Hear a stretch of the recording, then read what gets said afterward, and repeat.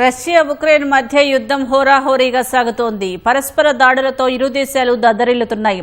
వందలాది డ్రోన్లతో ఉక్రెయిన్ చేసిన దాడుల్లో రష్యాలో 6 మృతి చెందారు. పలు పట్టణాల్లో భీకర నష్టం వాటిల్లింది.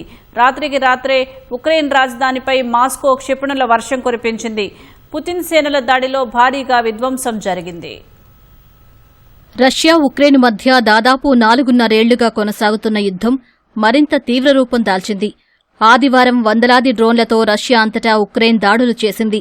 కీవ్ చేసిన అతిపెద్ద వైమానిక దాడుల్లో ఒకటైన ఈ ఘటనలో రష్యాలో 6 మరణించారు.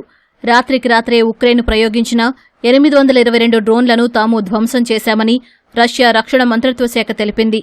దాదాపు 600 డ్రోన్లు రాజధాని మాస్కో వైపు దూసుకురాగా వాటిలో 1/3 డ్రోన్లను మాస్కో ప్రాంతంలోనే ధ్వంసం చేసినట్లు మేయర్ సెర్గీ సోబ్యానిన్ చెప్పారు.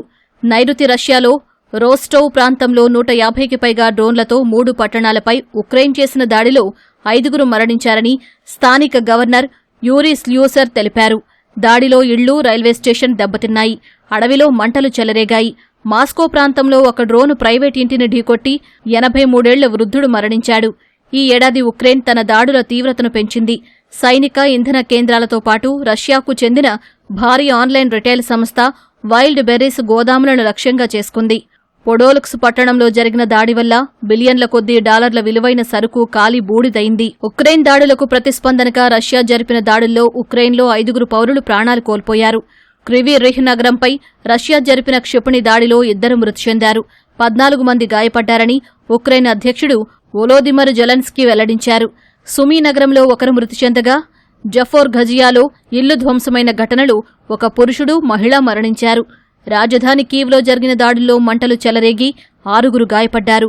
క్రివీ రిహ్లోని ఒక మెటలర్జికల్ ప్లాంట్, కీవ్లోని ఫ్లెమింగో క్షిపణుల తయారీ కేంద్రం వంటి సైనిక పారిశ్రామిక స్థావరాలను లక్ష్యంగా చేసుకున్నట్లు రష్యా రక్షణ శాఖ ప్రకటించింది. ఉక్రెయిన్ దేశీయంగా తయారు చేసిన ఫ్లెమింగో క్షిపణులను రష్యాపై సుదూర దాడులకు ఉపయోగిస్తోంది. ఉక్రెయిన్ సరిహద్దు నుండి సుమారు 900 కిలోమీటర్ల దూరంలో ఉన్న రష్యాలోని సమారా రాకెట్ పరిశోధన కేంద్రంపై దాడికి ఈ ఆయుధాలనే వాడినట్లు జెలెన్స్కీ శనివారం ప్రకటించారు. మరోవైపు రొమేనియా గగనతలంలోకి ప్రవేశించిన ఒక డ్రోన్ను స్పానిష్ ఎయిర్ ఫోర్స్కు చెందిన F-18 ఫైటర్ జెట్ ఆదివారం ఉదయం కూల్చివేసింది.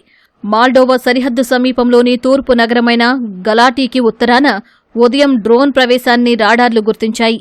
అయితే ఇది ఏ దేశానికి చెందిన డ్రోన్ అనేది అధికారులు వెల్లడించలేదు.